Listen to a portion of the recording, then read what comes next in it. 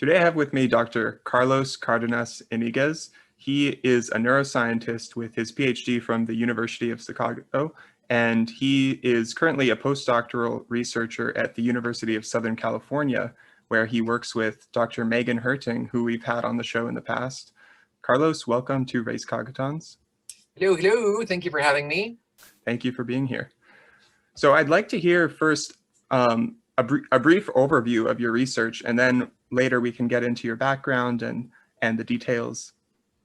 Yeah, so I think if you were to Google stalk me, I guess, and look at sort of the stuff that I've done over time, I think you find a couple of sort of general themes across which my research has spanned. And so for a while, I was really interested in something along the lines more of like social neuroscience or social cognitive neuroscience, and really thinking about more in the vein of person perception, and really how is it that we perceive people, and how is it that we process particular social cues. And so I was very interested in how it is that we perceive race cues or social status cues from other individuals, and the neural correlates. I know that a lot of people sort of say that, but that's what we called it then, and how that underlying neural processes that may be associated with that, either through categorization or individuation, how that might play out in some EEG studies and some fMRI studies.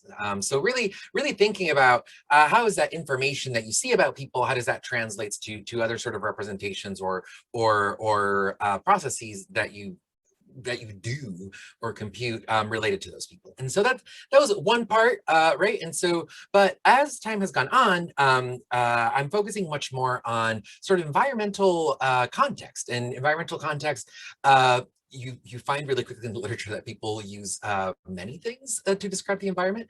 But I've been focusing a lot the forms in which how environments are created, right? So, and how some of these like upstream sort of what people call social and structural determinants, things related to how societies are organized and how resources are allocated along those lines, how those kind of trickle down and impact the way that people's environments are created, available, however you want to think about it, and how those environmental elements, whether they're natural or built or social in nature, how those things impact the number of downstream things, right? So having been trained as a neuroscientist and also as a psychologist, then obviously I tend to think and focus on neural processing, also brain structure, and also cognitive function, or different sort of psychological processes, right? Or psychological problems, as it were. So those are how I would sort of parcel out my but you know, the way that sort of science goes, especially if you're a bit more of a collaborative person, then you sort of end up picking up a number of experiences and collaborations along the way. So yeah. And that wasn't that brief, but I guess that answers the question, I guess. Yeah, that was a great overview. And it's pretty interesting because, especially with regard to the social and environmental factors, these aren't the first things that would come to mind when you think of pairing things with neuroscience. So did you come from more of the traditional neuro background, and then you later became interested in these social factors, or was it the other way around? Yeah, so no, that's a really good question. And I think it's sort of vacillated, right? So like it's been one and then the other. So when I first started off, I started my training as an undergrad in John Gabrielli's lab. He's over at MIT. And so a lot of the work in that lab, I mean, in that lab, he covers a lot of ground. I think one person, this is a totally informal, and I forget who told me, but someone told me that like if someone was to have like a Noah's Ark of cognitive neuroscience, then like his lab would be it, in the sense that like you would have like a researcher that basically covers all the pieces. And which was really nice in the sense that I got exposed to a number of different sort of cognitive neuroscience paradigms. And so my beginnings were in cognitive neuroscience, right? With sometimes dipping into more developmental aspects, sometimes, but that sort of was my home base for a bit. But you know, we learned about face processing, and at some point I was on some projects sort of looking at biomarkers of dyslexia and all these things. And one thing that I think jumped out at me often, right, is that when we think about people, I mean, in these studies, right, oftentimes what you see in papers are just sort of the brains, but those brains are inside bodies and those bodies are part of people, right? And so really thinking about like who is participating in these studies, what does that look like, right?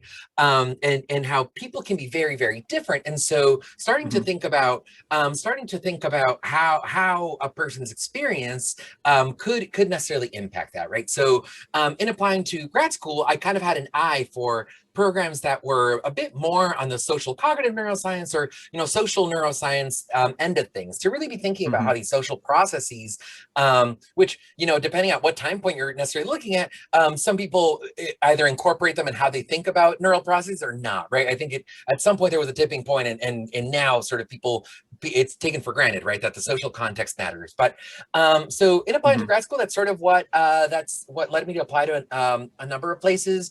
University of Chicago psychology program had a number of really great psychologists that really covered many bases on Uh-huh. neuroscience. There's a lot of I'd like to come back to this, but I think we yeah, should backtrack even further. And I want to ask how you first became interested in neuroscience altogether, like in undergrad or even earlier. that's a really funny story. So, I think um thinking back to even applying to undergrad, right? And I should say I'm a sort of first generation high school graduate, and so there are many things about sort of the educational process that were unknown to me.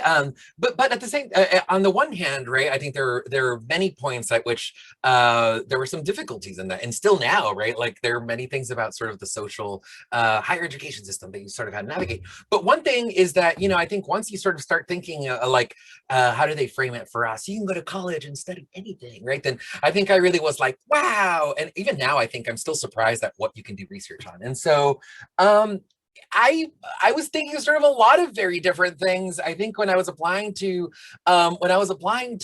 undergrad, I was applying to a subset of programs where I was thinking about psychology because yeah, I did that question of like how is it that what drives people, what makes them think, but also like how is it that people sort of represent these ideas, right? How is it that people sort of represent these ideas and how they in how they think about the world and all its complexity. On the other hand, I was also applying to like be a film major at other places, Mhm. and so it really and actually I ended up applying to MIT because I was also really interested in string theory. I think like Nova on PBS had a special that had just come out, and I was like, this is mind blowing. So actually, when I applied to MIT, I applied because I wanted to be a double major in theoretical physics and philosophy. And so, and that was like what I wrote all my materials about, right? Mhm. I didn't even know what MIT was. I just really liked their application materials because I was like, oh wow, this is like they really have an interest in like people that like science and also like are immersed in the arts, which was how they sort of presented themselves at the time. And I didn't even know anything about the school and what it was known for. And so I was like, this is great. It kind of sounds like a Disney Channel movie, but I'll totally apply. And then I got in and they had the best financial aid. And so I was like, I don't even know where Massachusetts is on a map. I'm not entirely sure, but let's do it.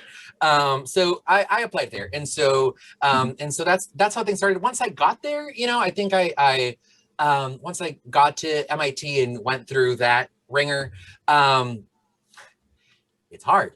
It's brutal. Yeah. Once doing that, I think I was able to. They have a lot of really great support for people that are interested in doing research and whatnot. So they call them Mhm. the UROC program. And so yeah, I signed up for one. I was like, I want to do something that's kind of physics related, and I want to do something that's like brains are cool. And so I remember that Alan Jasanoff was a faculty member there, and he was joint between the physics department and the brain and cognitive sciences department. And so there was a grad student that was looking for people, and so there I went, spent a summer basically like monitoring rats and how they rats and how they responded to particular shocks to a particular part of their brain, and then we imaged those rats, right? And so that's kind of Mhm. how I was like, animal work's not for me, and also like I'm much more interested in sort of like the brain stuff. Let's try it with people. And so then eventually I sort of about a year later I joined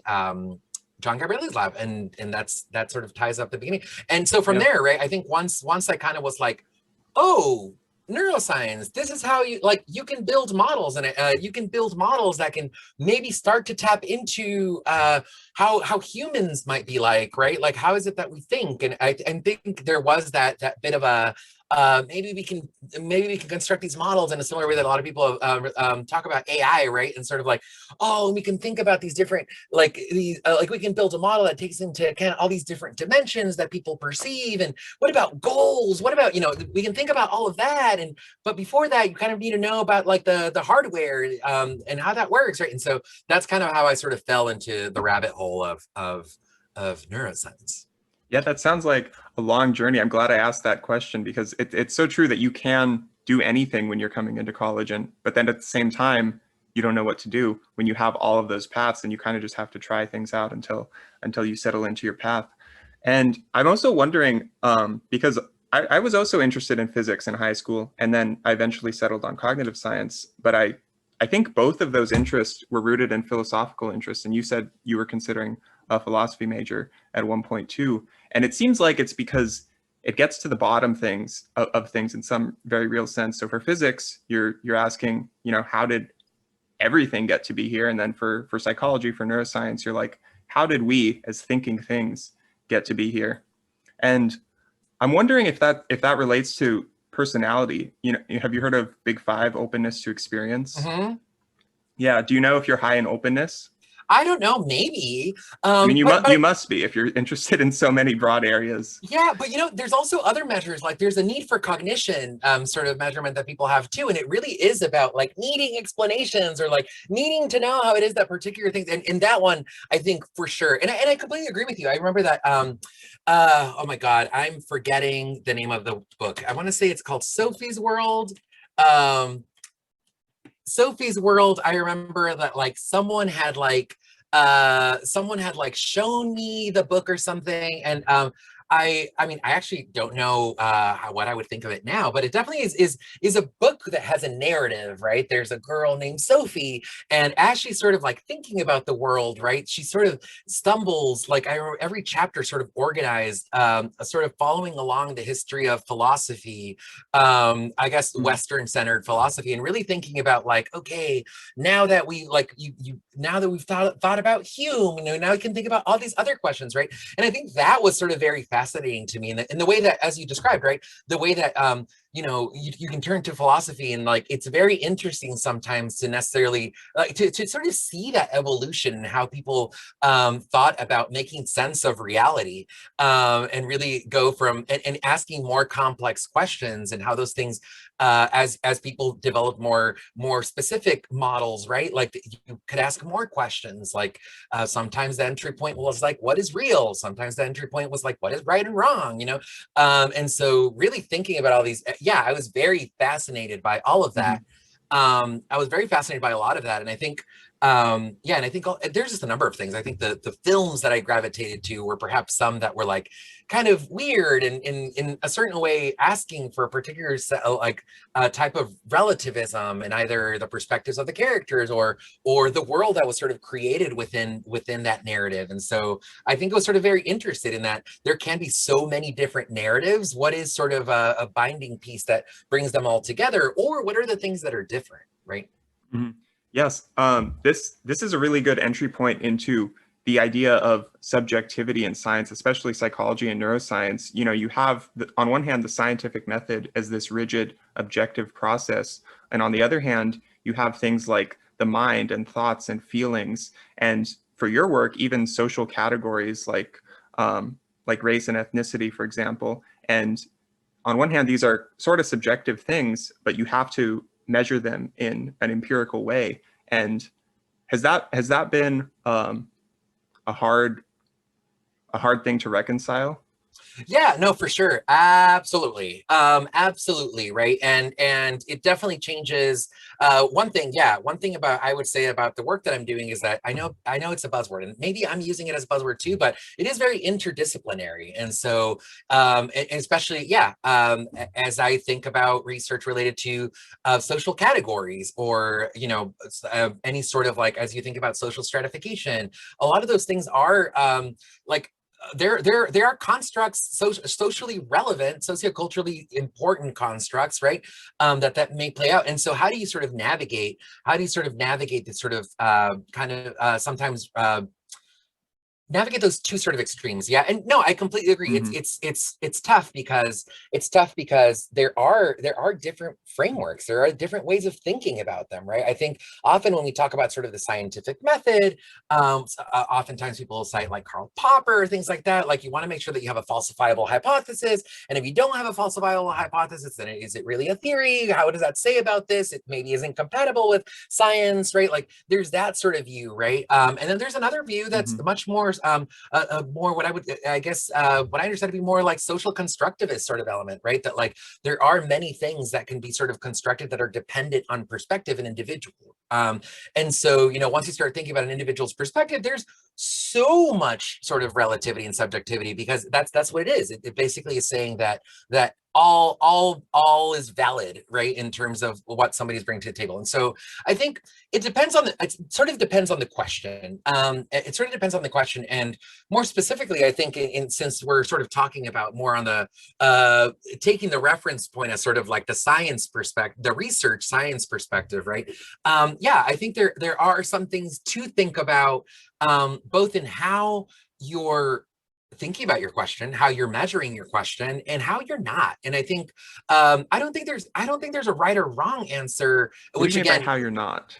well, so one thing is, and I mention this often, but is this the concept of operationalization. There are in research and in a lot of these research projects, and that operationalization is sort of trying to take something that is perhaps abstract, complicated, all these things, and trying to quantify it, or yeah, trying to quantify it in some shape or form, so that you can translate that into the research space, right? So you can say something like, oh, like, I feel love, right? And the researcher would be like, how did you operationalize that, right? Like, how did you measure love? Is it just like, and how are you asking the question? Are you asking love? Are you thinking about like attraction? Are you thinking about proximity? What are you so dependence? There's so many answers, right? But in order to be able to say something like, I want to see the impact of love on recovery from serious illness, right? You have to find a way to say like, here's how I'm measuring love, right? And so Hmm. you can run into some issues, measurement issues, in the sense that, like, a lot of people could be describing love in very different ways, and you could be saying love, and there's some things that your definition or operationalization is covering, and there are things that it's not, right? And so that's what I mean by having to think about how you are sort of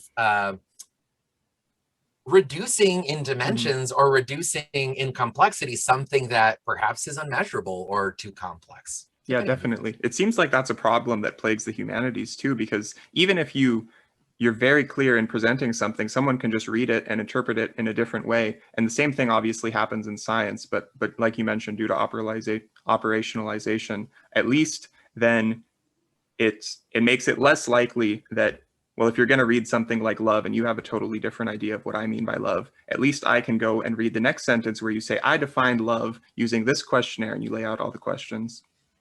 Yeah, and I think, yeah, and to that point, I think it also depends on, like, right, like I think there's one line of research perhaps that could be like ethnographies, or for example something that's more based on interviews, or something that could say, like, in this particular context, love means this, or this is the purpose that this serves, and that is very informative in sort of encapsulating what it means in that context, right? Whereas oftentimes in sort of more basic experimental sort of neuroscience or psychology, the question is often framed much more as like, how do humans love, or like, and so you kind of have to focus on, like, not on the particular contextual sort of elements that give sort of that very rich illustration, but something that you can say, that you can measure and sort of think about as applying to so many people, to everybody is the idea, right? Yeah, the context and what you're comparing to matters a lot. I remember this one talk by Rebecca Saxe from MIT. She made a joke where she's like,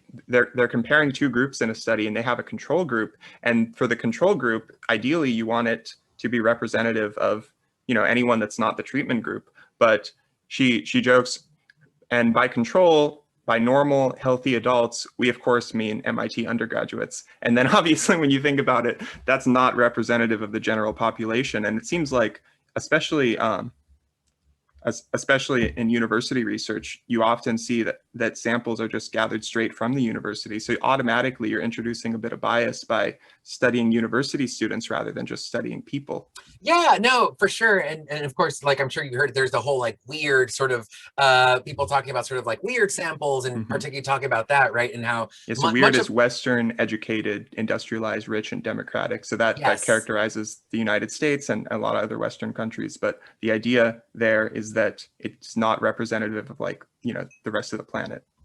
Yeah, and so it's sort of interesting too, where I think now we sort of are like, well, duh, yeah, that makes sense. But you know, you sort of go back and ask, and you know, it's especially in times where I think people were much more disconnected or things like that, right? Where you know, I think if you go back in time, people would say, oh yeah, these students are totally like everybody else, right? Or totally like the rest of the world, or perhaps how the rest of the world should be, right? You know, sometimes people also talk about how in some of these studies, right, you're kind of trying to encapsulate the range at which humans sort of live, but you might have cutoffs based on one thing or another, and in many ways you're sort of restricting your sample to what may fit particular sort of assumptions that you make. So this would be a great time to go back to your experience in grad school and how you started navigating some of these challenges and how you operationalized, especially the more social factors you were interested in studying. Yeah, so so at some point in grad school, I sort of pivoted, right? I think I had mentioned that I was doing, I think I was mentioning that I was doing more of this like person perception sort of research. And at some point I kind of pivoted right around the time that I finished my master's, and really it was one of the reasons why I was sort of pivoting was because one thing that I sort of noticed was that, you know, there's a lot of research out there on, for example, how people perceive other people, and how, for example, and how people perceive Black and white faces differently, Latinx faces differently, male versus female faces. But in all of that, it's always sort of stripping away who that individual is and sort of saying, how is it that people respond to this face versus that face, right? And so, or in social class research, you know, what is different about thinking about a rich person versus a not rich person, right? And so one thing that I was sort of starting to ask is like, okay, well, what about the individual themselves? Like, do we anticipate that, you know, a Black person and a person that is Black is also going to respond the same way to these two faces, you know? And not to say that the research hadn't been done, but just not enough that it was sort of not enough that I think, at least where I sort of stood, it felt like that really was a factor that people were strongly incorporating in that field, right? And it was kind of the pivot for me was kind of thinking about, well, it's not just in terms of how people perceive faces, but what as we go across the board, you know, what is it? How much can we sort of think about an individual, you know, and things like individual differences and things like that as we think of different, you know, brain development or brain structure, or brain function, or whatever that might be, right? Going back to your point. Sorry. The idea is that you're not just looking for differences between, like, let's say faces you're presenting between what's being presented, you're looking for differences between the raters themselves. Or not just different, but yeah, but adding that element in there as well, right? And so, and it's kind of like what you were saying that Rebecca Sachs sort of mentioned as sort of like, oh, when we mean control, we mean, and that, you know, that also asks the question, like, what are you can sort of think about the control individual, or sort of like the default, if you're thinking the default sort of person, or the average person in your study. And I think oftentimes we might just be like, oh, it's kind of like an ambiguous sort of blob, right? But if you actually look at the modeling that a lot of people do, I was sort of thinking in like, how is it that we perceive that person, right? That person, and from there, as I sort of pivoted, I started working with Mark Berman, and Mark Berman has done a lot of really interesting work. If you don't know his stuff, you should definitely look him up. One of the big things is that he also is very interested in sort of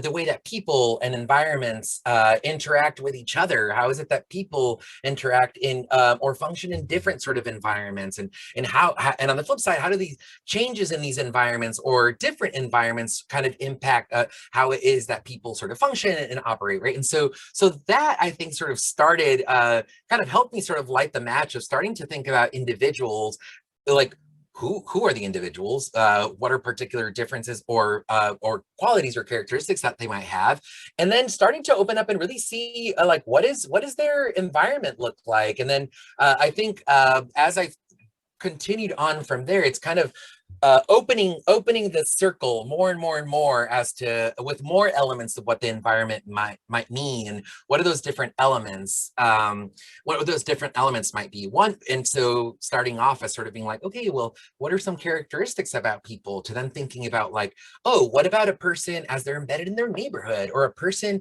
as they're embedded in a particular sort of sociocultural context, right?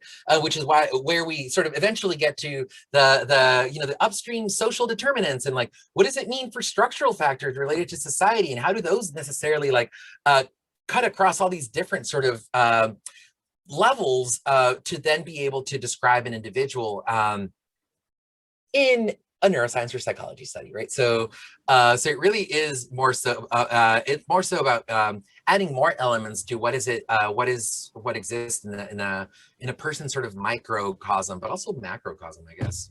Yeah, and it's super important to include those factors, but also you run into this problem, especially when doing science, which has to be practical. Like, you only have so much time, money, resources. You have to decide what factors to include, and you can't include everything about a person. I mean, even in twin studies, which are kind of like the holy grail in psychology, twins are still different people, and they're still going to have all these differences that you can't include in your measurements.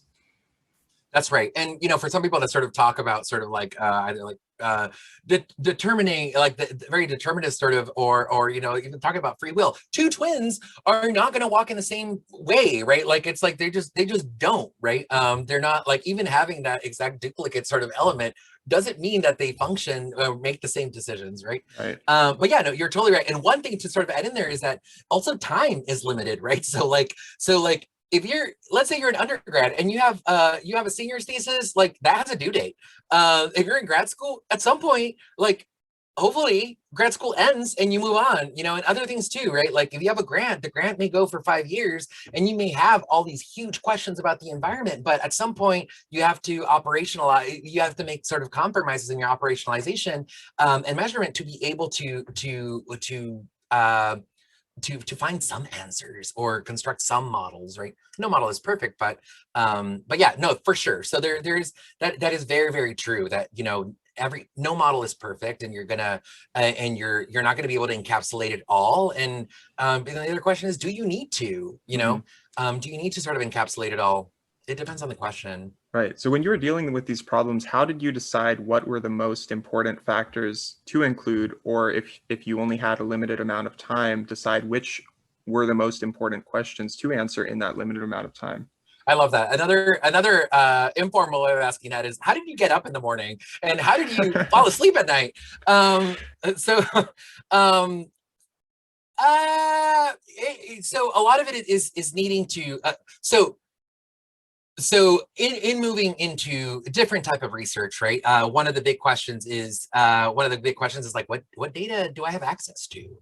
What data do I have access to? And sort of knowing, and that's one thing where, like, Mark was really good. Mark has always been really good about thinking, how can we, especially in psychology, you might think of just like your study, right? But it's like, how can we really bring together different types of data to inform this system that we're building, right? And sometimes that may be, mean, already in a lot of cognitive neuroscience research, we're thinking about bringing together brain function and behavior and seeing what we can learn about both of those things in their associations. And so this was taking that idea even further and saying, okay, well, if we know more things about sort of green space or neighborhood conditions or whatever that might be, can we think about, can we add more pieces? And I think that's the key part. Can we add more pieces to try to get, try to uncover different relationships or different sort of elements, right? So to answer your question, some of it was really trying to find data sets that had more of that information already within that, so that we could explore the relationships between those variables. Mm-hmm. And I'm not sure if you've been involved in new data collection, but what's that like? Because then you're not only worrying about what questions you want to ask, but it's like, what data am I collecting? And then you're going to be stuck with it for who knows how many years. So if you miss something, you miss it. You only have one chance, and well, for that particular data collection. Yeah, and that's very, very true. And that's one thing that, for better or worse, I haven't really had to deal with too much. And so, so I really have been much more on the secondary analysis sort of end, in which I sort of have been analyzing data that is available to me. So in a particular way, I've been protected from that sort of struggle that you have about like, is what I'm collecting sort of in a big data set sort of going to be etched in stone forever? I don't think I've necessarily had to worry about that. From a data perspective, just been sort of analyzing other data sets, which I'm very grateful that there's enough data out there that has been collected by a lot of individuals so that I can sort of come in and do this, right? Very, very grateful to have that privilege to be able to come in, because some of these projects, I mean, took decades to collect. And so, here I go, this guy that just comes in, writes up an IRB and requests his data. And suddenly I'm like, boop, boop, boop, I made a model, haha. So definitely very, very grateful about being in that position, for sure. Yeah, that is a good position to be in. So this brings up another question, which is how to analyze your data, because just like there's like an infinite number of questions you could ask, there's practically an infinite number of ways to analyze data for one specific question. And have you seen those the dead fish in the MRI? Yes, the salmon. Yeah. So from what I understood from that, if you're properly controlling for what you need to control for, the salmon just looks like a dead salmon. But then you can p-hack it in such a way that it looks like the salmon's brain is actually lighting up in the MRI machine, even though it's dead. And that seems like a huge problem, because even if I'm not saying you do this, but just in general, you can run into problems where you get results that aren't actually results. Yeah, no, for sure. And multiple comparisons is something false positives is definitely something that you have to watch out for. And so, yeah, so I think it depends on what your approach is. And I think, obviously there's always a bit of like exploratory data analysis that you might be doing. But I think as much as possible, you want to try to develop like a hypothesis or predictions about which variables and how you sort of predict that there are relationships between these variables, so that you can construct these models, so that you're not, as we were saying, p-hacking, so that you're not just p-hacking and being like, I will find something, right? But trying as much as possible to say, here's what I think, which is very difficult. Here's how I think the environment is, and here are the variables that I have to measure this, and here's how I think this relates to this particular outcome of interest. But no, for sure, you definitely have to think about, and even the techniques that you're using, right? Sometimes you can use multivariate techniques. For example, like we use partial least squares correlations or canonical correlations sometimes, for that when you get a data set, you can kind of see, it is exploratory, but you can also just explore a lot of these relationships from the get-go, and sort of saying like, I'm trying to show how these different sets of variables are related to each other, and that can involve a number of them, right? Which sort of saves you some of that multiple comparison problem, as opposed to, running all the bivariate correlations or, individual sort of regression models for each of the pairings. Right. So what were the major findings from your dissertation research? Yeah, so I will say, so one thing about my research is that, my dissertation research, what is the name of it? Hold on, I'm gonna look this up, because most people have some people, not everybody, some people have like their thesis, like their dissertation name, like etched in stone. Like I remember, as I'm looking, I'll give you an anecdote as I look up my thesis name. I remember right before I finished, actually right before I was at the hooding ceremony and whatnot, I still remember I went to a party and someone literally went, there were a lot of people that were finishing. They were like, we'll go around the room and say what program you're in and also the name of your dissertation, right? As a sort of way of saying like, tell me who you are because your research and your thesis defines who you are, right? And I think in some disciplines that may be the case, right? And so in that respect, people had it completely memorized, and I had to be like, definitely did not have it memorized. Oh, I found it. Okay, Yeah, you're working ready? on it for like 5 years straight. That's crazy. Well, I actually took 7 years to finish grad school, but I think the name for my I think my name for my dissertation, I think I came up with in the last year maybe. Okay, ready? Uh-huh. Okay, a critical examination of the impact of social stratification and the environment on brain development and mental health. That's great. And so, breaking that down a little bit, since I'm now trying to define myself based on my dissertation title. So, you know, one of the things that I was doing is in my dissertation, I was talking about different ways of thinking about people and environments and social environments and things like that, and advocating and pushing for a more interdisciplinary way of thinking about these environments that drew from a number of disciplines, some of which were, you know, social epidemiology in terms of thinking about how different, you know, different things may happen in the world, but taking into account social factors, and also thinking about, you know, critical race theory, which I think was very a game changer for me in terms of being able to think about the way that different power structures maybe in society, and how that over time has created sort of these categories that are incredibly social, that are incredibly socially relevant, you know, such and asymmetric power properties between the different categories, such that, you know, we get to the point of having racism in society, either interpersonal or systemic. And you hear this also, term power thrown around a lot. What does that mean?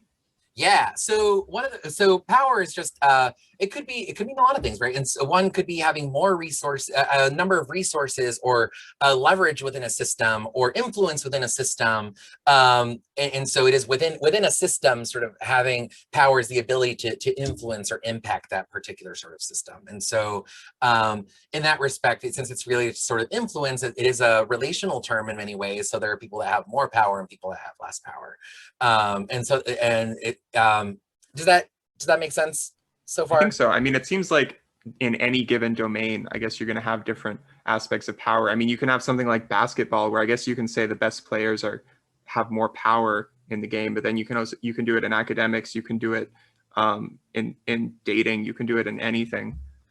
Yeah, and so critical race theory is here sort of taking the lens or the perspective of using sort of like from the perspective of race, and how race and power and structure is sort of all tied together, right? So for all the examples that you had mentioned, you know, I would say that sometimes sort of race and power sort of related dynamics can be found and can explain a number of things that happen within those things, right? Like for example, in sports, right? Like there's asymmetries in what in which sports you would expect some people to participate in others, right? And so even there you can find, you know, we've had, I mean, without getting too much into it, right? But you know, there's been like, what does it mean for someone to kneel at a football game? You know, there are differences in how that comes off, whether someone is white or black, and what that means, and how that could relate to how they're sort of treated in the field, and how that could be treated in terms of what their job prospects might be, right? So it is. Critical race theory really is about sort of acknowledging the fact that there is a lot of sort of like power dynamics that can be explained by looking at sort of race, and in many ways, right? It sort of started off with by I'm telling you, I was going to run out of steam at some point because my coffee would drop. You know, at some point it was starting with a lot of Black women scholars in law that were basically saying, when you think of law, like racism is a thing, and like there are many ways in which like you're not thinking about law properly if you're not taking into account the fact that like race does create these different strata and really and environments for people in this way. And so And yeah, sorry, go there's for it. this interesting paradox with the idea of race, because on one hand, race is kind of entirely a social construct. Like if you look at it genetically, there's more genetic variability within Africans than like between races, and that for evolutionary reasons. That's because, you know, ancestors who migrated out of Africa were like a subset of that larger gene pool, and then they spread across the world and you know, developed their own cultures, and now we have like these ethnicities and races. So on one hand, it's all just a social thing, but then on the other hand, you're pointing to very real differences, and that's, well, that is kind of paradoxical, right?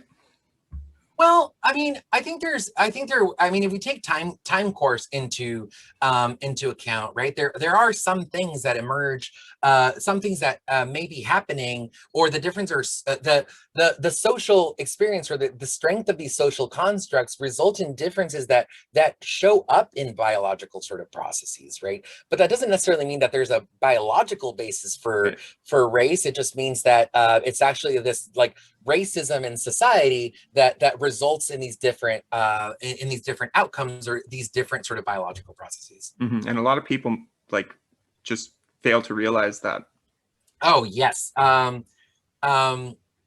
Yes. Another book that's really great is Angela Saini, Superior, is really great about sort of documenting yeah, there are a lot of interesting things to think about in terms of race, right? Like, would it be great if race wasn't a thing and you didn't have these things? Yes, that would be awesome. But there are ways in which people have sort of in the sciences have sort of banked on sort of this leaning in on what these categorizations of race are to try to categorize people again to sort of say that some people are better than others, right? And so Mm-hmm. and there are many ways in which you could see that, like for example, like if you look back as to why IQ measures were sort of pushed in the first place, right? Oftentimes it was to sort of illustrate that some people were more intelligent than others, and you know there was a reason to want to categorize people that were deemed to be less intelligent, and oftentimes those were correlated with people that were minoritized in society. So the book covers some other ways in which like there are many times where like people want to use this race construct and focus on these race differences to then be able to go back to the biology and say these people are biologically different, and say there's a reason for thinking in that way. Mm-hmm. And do you think these social stratifications are inevitable? Like, does it have something to do with, I've heard things about like back in our evolutionary past, we lived in tribes and we have this tribal mindset. We have like in-group, out-group bias. Is it something that you're always stuck with just by being human? You know, I don't know if I can necessarily speak to that, especially from that sort of like more evolutionary sort of perspective. But people, and also the other thing is that social stratification occurs along many forms, right? And so it's not just race. There's also gender. There's also physical and mental ability. There's also, there's so many elements, right? That through which you can think of social stratification occurring, right? And so, yeah, and so I mean, I will say this. That there is sort of this, there is always sort of this importance of categorizing, right? There seems to always sort of be this element of differentiation and categorization that seems to be important to everybody. And so, and it can happen in many ways. And, a lot of those impact social processes, and a lot of those could be affiliative in nature, right? And so, yeah, Yeah. I think So you probably always find social stratification in some shape or form.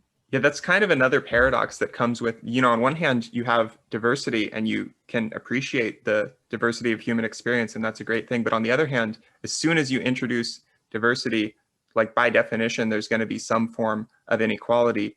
Hopefully not in terms of like, you know, uh, bad inequality, but from someone's perspective, something's always going to be bad, and then it compounds on itself over generations. And your research has focused on that type of thing. So you want to talk about that a bit? Yeah, and so one thing I will say is that I think I do agree that in most contexts there is a reference sort of group that based on historical sociocultural context will have more power or more influence in a given situation, right? But I think depending on the context, there are things that, it's not to say that these things are like these things aren't set in stone across all scales, right? So I think a lot of, in many ways, when people sort of talk about diverse, and there's a lot of research talking about like diverse groups being much more creative and innovative and all these things, right? There are some differences, right? Even if you're thinking in different social stratification terms, there are things that can be done within groups to sort of, so you have this sort of default state in which the group may be in, right? Which may have, if you're thinking along any sort of social category, right? There could be sort of, it could be imbalances in power. And there are things that you can do to sort of acknowledge that and create some sort of balance, right? And so that's one of the things about when the most basic example that I can think of is when people talk about productive and enriching workplaces, right? Like it's about making sure that everybody can sit at the table and contribute to the table regardless of what their status is. And so here you could talk about status as like seniority in academia, right? Like is somebody a tenured professor, is someone a tenure track professor, a postdoc, grad student, undergrad, right? And so that sort of stratification will already be present. And there are things that you can do to create an environment in which everybody can kind of contribute in a similar way, right?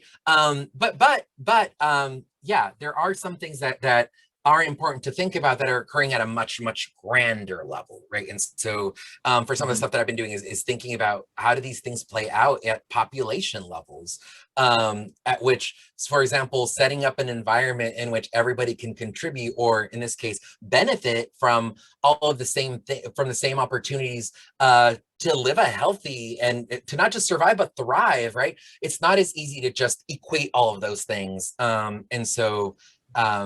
Yeah, so in that respect, it is, to get back to your point about diversity, right? It's sort of like diversity is important because there are different contributions that can happen, but it also depends on the label. It also depends on what sort of diversity you're talking about. Mm-hmm. And it seems like inequality is just something that will always creep up in a society. I mean, even if you could have like a magical blank slate, some people are gonna work harder. Some people are gonna have bad luck. They're gonna get injured, and then maybe they'll be poor for a generation, and then their kids will be poorer, and then all of a sudden you reintroduce these generational factors that compound, and then obviously looking back in history, we have some circumstances that are a lot worse than just bad luck. So you've focused a lot on that in your recent research, especially with regard to environmental factors, right? Because certain communities, there's like more pollution and all of these problems that can have health impacts, and then those health impacts, as through development, can influence development. So yeah, so just before that, I just did want to clarify. It's interesting that you mentioned this sort of inequality thing, and I think that inequality is like unequal. It's unequal in what way, right? And so I think it's also important to think about sort of what is the reference point in which what sort of outcome or what assumptions are we making about that particular outcome? And so there is one thing in which I don't know, it's a we sort of live in a very sort of going on a limb here. We live on a very sort of like socioeconomic sort of centric world, right? Where oftentimes it is like the assumption is that everybody's striving for upward social mobility. Everyone's striving to, it's a very sort of American thing. Like everyone's looking to get rich, like looking for all these things. And so, but that might not even be the case for everybody, right? But yeah, no, in terms of going back to what you're saying, this inequality is sort of looking at this inequality, and why that's relevant is because the inequality occurs in health and health outcomes. It is that the allocation of these resources or these differences results in different mortality rates. It results in different levels of infection. It results in different sort of these things. And yeah, a lot of the data shows that in many of these cases, these, like if you cut it up by race, like you cut it by race, there are disparities in sort of in a lot of these different outcomes. And so it's looking back to see how are those, and again, because it's not that there's a biological or there's like an essential sort of difference between people that are two different races, but what are the social and environmental sort of forces and mechanisms behind that can explain what that difference is? What are some examples of those differences? Yeah. So one thing is that, I mean, one thing is when people usually talk about people's environments at sort of this level, you're talking about someone's neighborhood. And so sometimes even thinking about, sometimes even thinking about like what amenities are available, and there could be different forces behind that. I mean, going back to in the US, going back to like the 1930s, right? Thinking about redlining and how particular sort of neighborhoods were sort of earmarked as being really bad and some of them were really good, right? Which then impacted, sort of like adding in to a geographical area, sort of putting a particular stamp on it, which then impacted a number of things like, how much, where people were allowed to live, because some of this redlining was related to different sort of demographics, right? And so there already is it's not to say that if one person is born at random, they will be able to live anywhere, or they will be able to, there's all these things that essentially, due to social sort of sociocultural forces, have already sort of been, the likelihood of living in a particular place already changes based on particular demographic factors. And so, that's one thing, right? Like, sometimes even thinking about spatial context, segregation, I think is another one, where I think segregation happens in so many large cities, right? And taking into account how that segregation plays a part in a lot of these different outcomes, and also the things that are associated with that segregation, whether it's proximity to really toxic sites, or exposure to outputs from factories, right? So it's, I hope that answers the question. I feel like Yeah, I'm it super does. long-winded with everything. Yeah, and even ignoring like segregation in the very problematic legal sense that this country has seen, there's even segregation in like, you have places like Silicon Valley where all of these highly educated tech people go, and then you also have like very industrialized areas where people are working like, factory jobs, and they all have to uh, move to that area. And then over time, well, there's going to be more pollution in the industrial areas, and then those people's kids are going to grow up in more polluted areas, and you see these same types of health disparities. Yeah, for sure. And also there's issues of like how much do things cost and how much, yeah, for sure. So I think it's important to I think it is important to, when thinking about the environment, is not just thinking about is thinking about these historical elements that may be present in that time too, right? And so I don't know, one thing that I'd be interested in maybe in some future sort of future research also is, exploring things like the neighborhoods in which people are living and how that sort of fits into changes and trends, right? Like if someone lives in a neighborhood that's very gentrified recently, right? Like what is that, what is that, how has that sort of changed the neighborhood, and how does that change some of the amenities or things that people may have access to and things like that. Hmm. Yeah, neighborhoods are interesting because it's not something you choose. That's obvious, but then also it's the way we define it. It's kind of dependent on region, right? So, for example, actually we're not both here, but around Los Angeles, it's such a huge hub, and within Los Angeles, you have all these different neighborhoods. And then if you're in a very rural area, like the neighborhood could just be like your farm and the three farms around you. No, for sure. And these things are always changing. Like I remember, I mean, being at U Chicago, being around Hyde Park, and how it changes. And at some point, at some point there's been a lot of changes in the area, a lot of things related to like newer buildings and all these things. And suddenly people talk about Hyde Park, and suddenly people are like, I live in East Hyde Park, and it's like, what? Oh, now East Hyde Hmm. Park is a relevant category, right? And I wouldn't be surprised if at some point somebody was like, I'm in East, South, West Hyde Park, because now that Hmm. that is a distinction that people want to make, that some people may want to make, that there's something that makes them different from the rest of Hyde Park or the rest of East Hyde Park that they want to highlight. Right. Have you Um, have you heard of Robin Dunbar and Dunbar's number?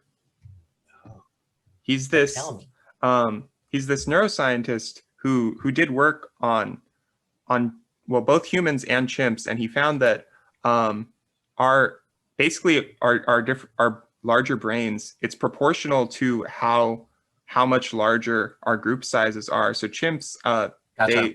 they live in troops of like, well, I don't know how big they are, but certainly smaller than humans. And then humans, whether you're talking about hunter-gatherers, or even he's done some research showing like the average number of friends on Facebook or the average size of a wedding party, all these things, it goes to this number of roughly 150. And it seems to be the largest number of connections that we can have that are actually meaningful. So I'm wondering if this practice of kind of like neighborhood segregation comes up as an automatic thing just because we can only identify as like, being a part of a certain size community. And then once the community grows too large, you kind of have to split it up to make it more manageable.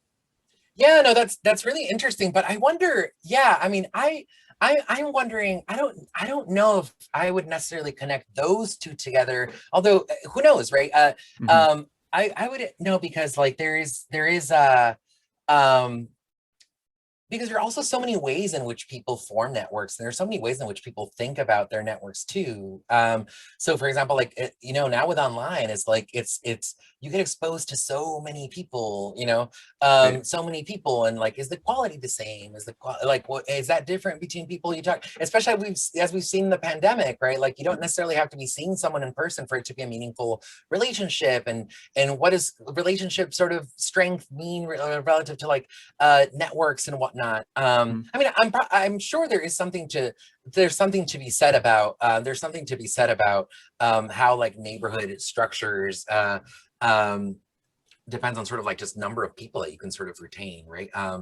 And what makes a neighborhood or a community, it's made by the relationships between the people, right? So if there's a limitation on how that can happen, that may Mm-hmm. constrain what that might look like.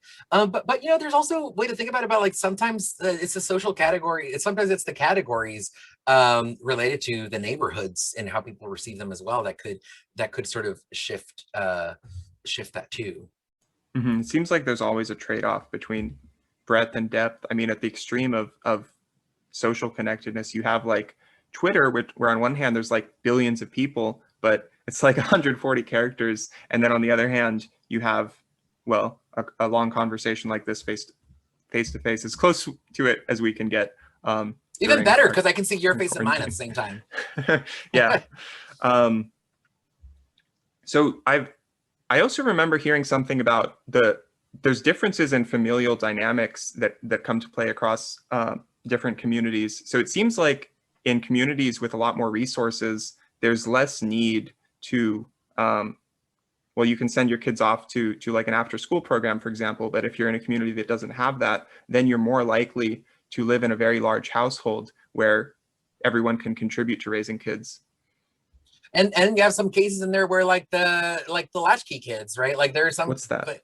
latchkey kids are, it's what people were sort of chatting about, like the children that had to work, and parents that were working most of the day, and so they kind of had to take care of themselves, right? So there Mm-hmm. also is that sort of in between state, right? And Right. there can be a great variety in what these familial dynamics may look like.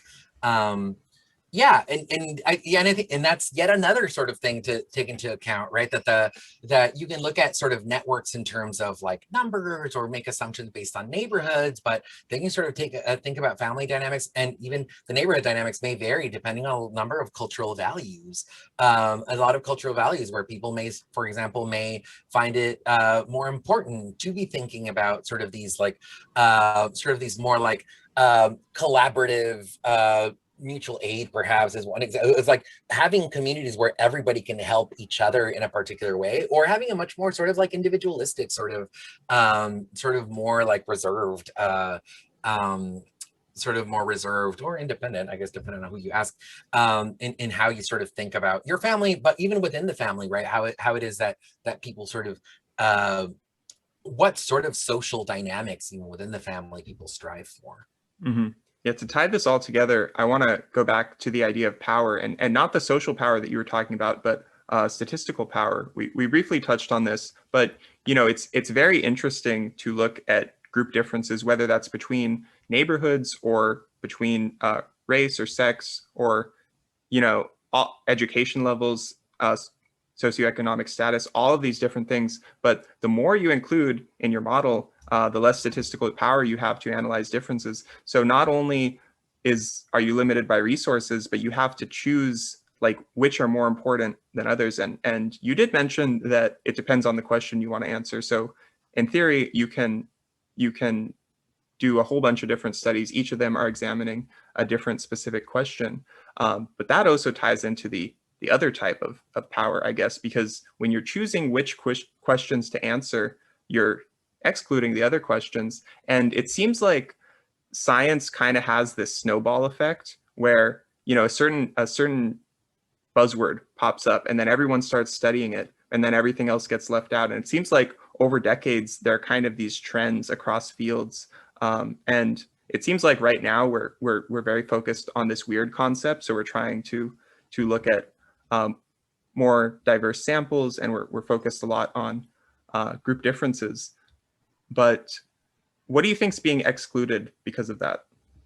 Oh, a lot of things. And I think that's very true, right?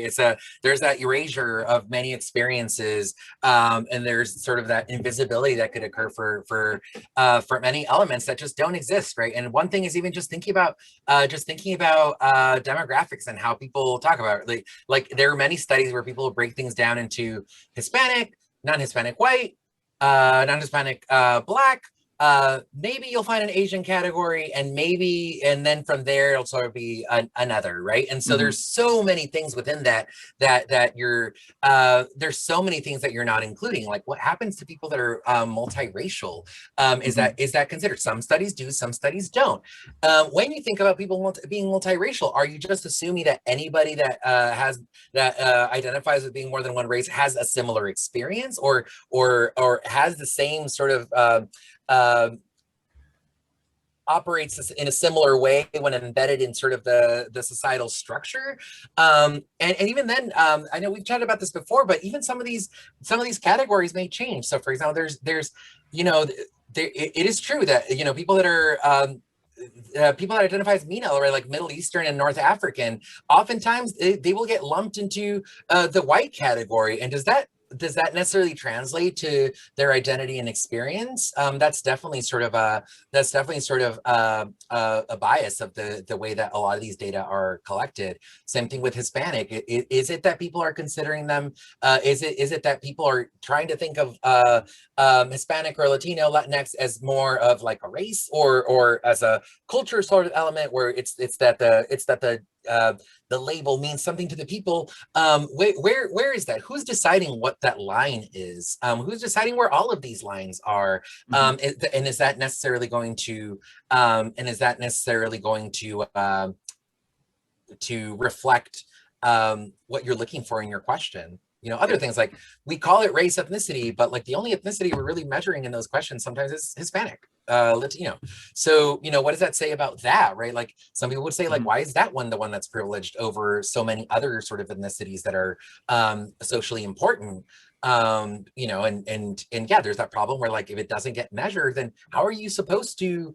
Same thing, if you look back at history, the term Hispanic only emerged in like the late 20th century. And so you look at some data, you're kind of like I remember at some point somebody was showing me like educational attainment statistics, and it kind of looks like people that were Latino or Hispanic only decided to start going to college in like 1970, 1980s, right? And one of these things is just that because that's when the term was starting to be used, right? And so yeah, there's so many things that get excluded, and that's just talking about race and ethnicity. What about all these other sort of elements, right? Like even talking about gender, right? We've sort of stuck to a dichotomous construction of that for so long. That's starting to change, but that again, what does that say about how we're measuring these things if it's excluding so many people that don't necessarily feel like they fit within that very binary, really, sort of state? Yeah, it seems like when you're faced with a problem of like, you know, you have this hard boundary between things, but then you're like examining the boundary and wait, does that actually really exist? You kind of have two extremes to take it to, and one would be something like postmodernism, I guess, where you're saying maybe the categories don't actually exist. And the other would be something like intersectionality, where you value the categories, but you want to try and look at the overlap. And I've, it seems like I've had problems with both of those approaches, because on the one hand, you can't deny that groups exist, and well, that would be a problem. And then on the other hand, you can't factor in every single possible group identity someone can have, because at that point you're going to have an infinite amount of factors, and you're really just going to be looking at individuals. So it seems like you have to pick somewhere between these two extremes, but then you're kind of in a way going to be back where you started, at having to prioritize certain groups over others and figure out how to define them. And what do you think about that? Yeah, so I think the intersectionality point is a really good one. I think also because it's as we mentioned before, I think it's become one of those buzzwords too, right? That everybody's just like, yeah. And I think one sort of way that people talk about it is that it's about considering multiple, different elements of identity, and how, as you were mentioning, right? Like you can always think of different sort of different combinations, and an individual is part of multiple categories, and things like that. But another really important thing about intersectionality theory is that it really is pushing for not just sort of thinking about the labels, but really thinking about sort of these power dynamics and sort of these like upstream sort of sources. What does upstream mean? Sort of upstream sort of being like everything. You can think about it as a river. So like some sort of variable that you change upstream can impact everything downstream. And so here it's like a ripple effect. Yeah, but sort of thinking about it like for example, if you make policy changes that may cause more changes or behavioral changes than if like one person just decides to do something, or if you nudge one person, right? And so in this case, we would consider things like for example, policy or governmental sort of governmental level sort of decisions, how those can impact much smaller levels of organization. So it's like everything has a ripple effect, but things that are more upstream, like government policy, have bigger ripples. Yeah. Okay. Wow, this is a really terrible example, but I don't know why I thought of like a tower, of champagne glasses. And if you start, that's a horrible metaphor. Maybe just think like there could.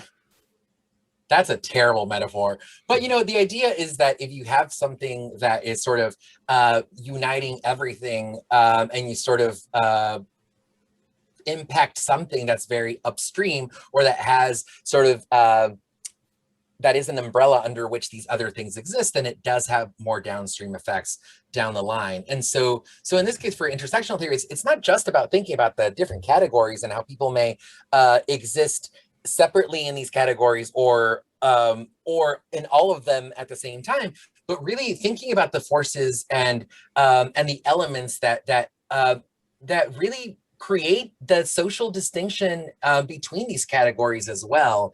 And so, and being able to focus on that, right? So going back to, so in the examples that we've been talking about, you could talk about sort of intersectionality in terms of talking about gender, race, and the interactions between those, and and sort of like the overlap between those. But it also is about thinking about what are the power dynamics and sort of the power dynamics that give rise to these sort of different experiences that can impact people differently based on these large number of effects, right? And I think the way that it can play out in many ways, the way that it can also play out in many ways is to always just there's always a way to do better, and so I think it is about sort of it's not necessarily about like check boxes, you did it, you're intersectional now, but it really is about like, are you thinking about other ways or additional ways in which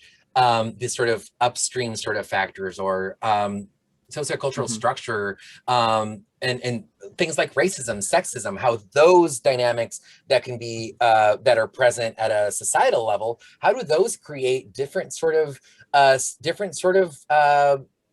how do those impact people? And sometimes they can impact them in a way that they can impact them in different ways that are maybe more salient in some categories than other. It's a very fluid sort of process. It's a very dynamic sort of process where like an individual like is not actually thinking about all of their identities all at the same time. Sometimes some of them may be more salient than others in different situations. So in this context, what does it mean to do better? Because on one hand, you could say do better in terms of inclusion, I guess, is to include more factors that you can consider in defining groups. But then you kind of run into the problem we already talked about, which is like, well, then there's just too many groups, and you're really looking at individuals, not groups. So do better? Either it seems like, well, yeah. What does it mean? Does it mean including as much nuance as possible while still getting the results you want? Yeah, no, I think it can play out in multiple ways, and so like doing better in terms of like acknowledging, like really acknowledging where your research and where your sort of positionality sort of stands in the great scheme of things, right? So like if your data only allows you to be making particular sort of comparisons or particular sort of breakdowns, and that's what you're comparing, you and all of your communications can always say like, this isn't taking into account XYZ. And XYZ, and further research needs to be done on this. Or one major flaw of this is that it doesn't take X into consideration, right? And so, I mean, those are ways in which I think that that we can always sort of do better, or thinking about thinking about a particular sort of study that you're doing or a particular sort of thing, right? Is thinking about different ways and adding more nuance to this. Mm-hmm. It reminds me of this new field called meta-science, science about how to do better science. That's really funny that you call it meta science, because it's not the first time I've heard it be called meta science, and I don't know. It's really funny that it sort of gets called that now, and I don't know. Like for me, it's sort of like I don't know what I would have thought about it before, because it's not like philosophy of science, right? But it is about it is about how I rant about a lot of things, but one of the things I rant about often too, right, is about we usually do think of science scientists as sort of the subjective person that, but no, there's a lot that goes in there, right? There's a lot of sociocultural pressures. There's a lot of personal values that a person may have, that they may have developed, some of which they may have acquired through their socialization within the academic sort of process, right? But people do have different sort of orientations and values as to how they approach things, right? Like we can talk about reproducibility and how do people feel about that, right? Like you'll find some people that are like yay, and some people that are like nay. Open science, right? Some people that'll be like no, and so, but a lot of these things like do sort of depend on individual scientists making those decisions, right? Like there's some ethical sort of standards that we hold ourselves to.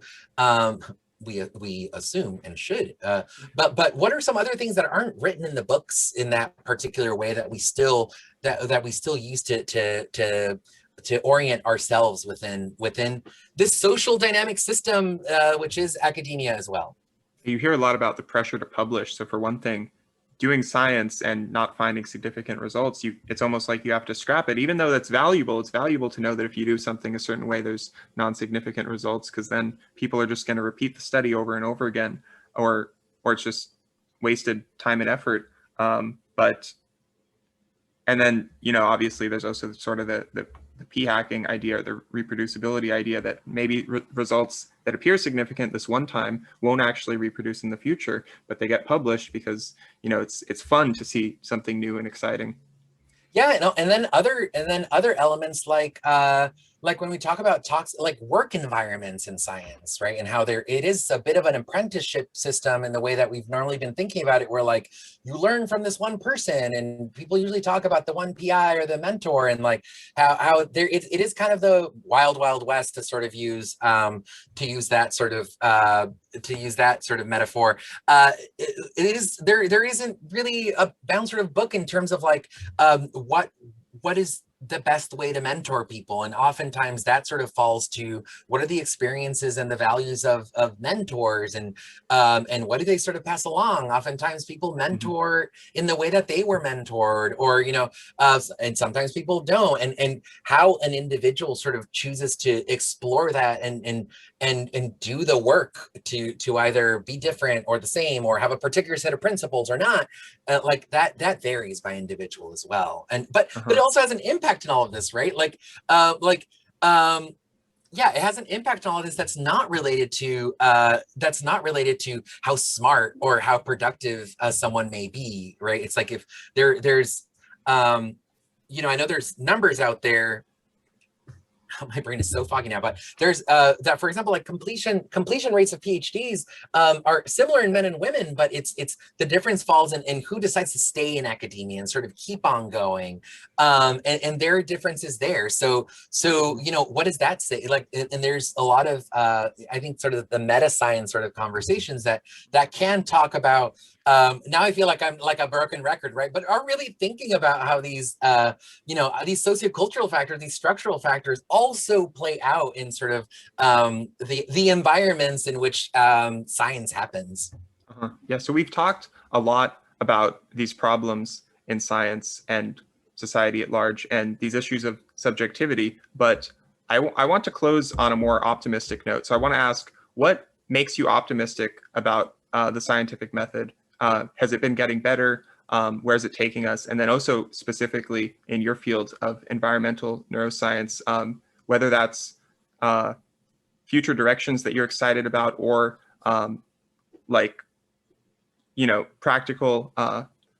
practical or policy implications that this research can have, things that will make our lives better. Yeah, what are the sort of pie in the sky things for me that I am sort of excited about? Never heard that before. Yeah, sort of pie. It's like the thing that you sort of, it's like what you would want to achieve. It's sort of the big vision sort of thing.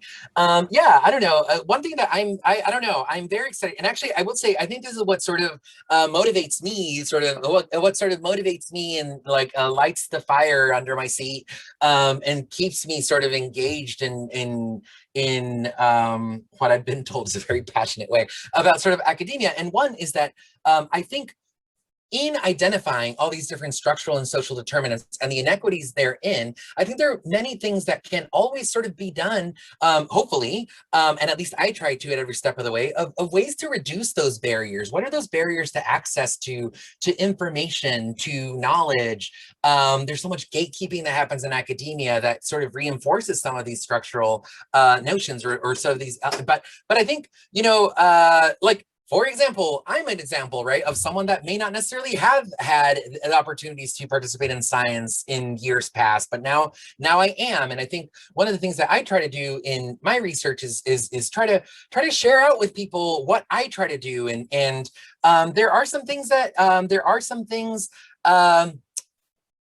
that aren't taken seriously yet. One example is sort of like how polarizing critical race theory is right now, right? And in many ways, that serves to invalidate the experience of so many people. And so, what I'm hoping for is that sort of the things that I sort of choose to investigate in my research, sort of, even if it's one voice, and it's not the only voice for sure, there are other people that are doing it way better than I am, and have been doing it for longer. But for all of these voices to reach a critical point where there are many more people that are doing this, right? Many more people that are, and we didn't even talk about how individual sort of identity can be a source of creativity, and insight and innovation, how you approach the scientific process. But the idea is that, with enough people sort of being able to leverage their own experience and innovative perspectives into the science, and particularly in this case, how it is that we think about the environment, can give us, I don't know, the more people are able to participate in the science that are talking about many more of these upstream or more nuanced sort of forces, I think that the closer we can get, or the stronger case we can make for changes that further help to reduce these, to do away with these barriers. Does that make sense? Yeah. So, and it sounded like you were talking mostly about academia. When you say barriers, do you mean, well, in academia, in doing science, or are you also talking about these health barriers? Yes. The answer is yes. I think it matters for all of them, right? It can matter for who does the science, who reads the science, right? Who reads the science and who's able to digest the science and read it, like there's so many elements about that I think it's really important to sort of reduce those barriers, so that everybody can sort of contribute. And yeah, I think that can play out in many ways, both in the way that academia interacts with itself, in the way that academia interacts with the world, in the way that academia allows the world to interact with its sort of measurements and constructs, right? Yeah, like, for example, like, we social scientists, everybody have so many models to describe human behavior and all of these things, or the ways that the world sort of works, and is that removed, how does that, how similar or how removed is that, or accurate to what actual individuals experience? Okay, last question, sort of Yes. an angel's advocate question, because I don't think anyone listening to this podcast is not interested in science, but imagine the people who aren't. And even if you make science as accessible as possible, and you can have, very, very fact-based reporting rather than some of what we currently see. Imagine the people who wouldn't even be interested in reading summaries of cool studies. How would this still impact their lives in a better way? And when I say this, I mean your environmental neuroscience research, because I do think it would, even if people didn't know about it. Yeah, I think one big thing is, I actually think more work needs to be done on this, actually. I think we need, or I feel for myself anyway, but I think we need to find a way to incorporate more human experiences and human voices in how we communicate about the research itself, to sort of do away with that. I think sometimes things may be so removed in sort of the ivory tower that it may not necessarily, like, you have all this knowledge that gets communicated as sort of these sort of like, oh yeah, you should drink water. Oh yeah, you should take vitamins, right? But there are other things, like in conversations that I've had and this is actually coming from a lot of my higher education administration work, right? But sometimes even having certain elements about like the costs of interpersonal sort of racism, or financial sort of stressors, and sort of like, or realizing that like your neighborhood is not going to get the same sort of resources that the other neighborhood is going to, and the kind of stress that can create in a person's sort of experience. Those are the things that really do make sense to people, and those, I think, are the things that sometimes even acknowledging the things that may be stressors for people in intangible ways to what their experience is, I think could be one way to sort of help to close that gap. Right. Like if I say something about like, oh yeah, I ran a regression and like, the marginal contribution of X variable is 2.5, right? Like, what does that mean for people? What does that necessarily mean? And what does that mean for someone's individual sort of experience? Sometimes that research can't answer that, right? And so, yeah, I think there's a lot more that we can do to sort of try to make sure, not just in communicating, but even as to how we conduct science, that's really sort of driven by the non-scientist people on the ground. Yeah. Is there anything else you want to add? I don't know. I feel like I've had so many rants on this, and like, I feel like I'm good. Do you have any more questions for me? That's all. Thank you, Well, thank you for Carlos. having me and for having patience with my endless talking, which I seem to be able to do, but yeah. Of course, that's the point. All right, take care. Thank you.